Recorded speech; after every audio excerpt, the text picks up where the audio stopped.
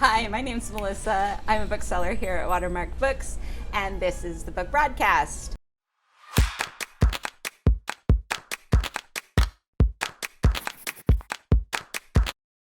So it's summertime, and I absolutely love reading romance books in the summertime because it just kind of fits the mood, right? So my favorite one right now, the one I'm most crazy about, is called Instructions for Dancing. It's by Nicola, Yoon, who wrote Everything, Everything, and The Sun is Also the Star. It's a story about Evie, whose parents are getting a divorce, and so she has completely decided that love is not great.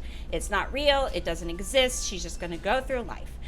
She meets X, who's a tall, handsome, indie rocker type guy, and she thinks he's just gonna be a jerk. But over a course of ballroom dance classes, which, ballroom dance, why not? They get to know each other and they fall in love. And while it's not really a happily ever after, Nicola Yoon does have some depth to her books. It will tug at your heartstrings at the end. It is definitely a most satisfying romance read.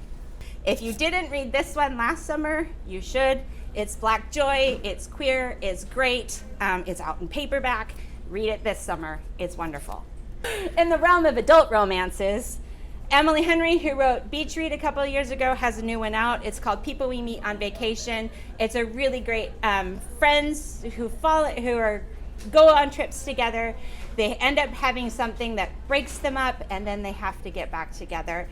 It's travel, it's fun, it's smart. She is a really, really great writer of not just romance, but of personality, and she understands people, which makes her books a lot of fun to read. So if you haven't picked this one or Beach Read up yet, do.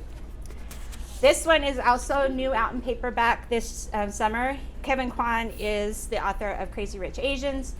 If you didn't read this one in hardback last year, pick it up in paperback. I love the cover this year. It's smart, it's fun, it's everything that Crazy Rich Asians was, but it's also a nod to Ian Forster's Room with the View, which gave it another layer of fun and depth for me. I absolutely loved it.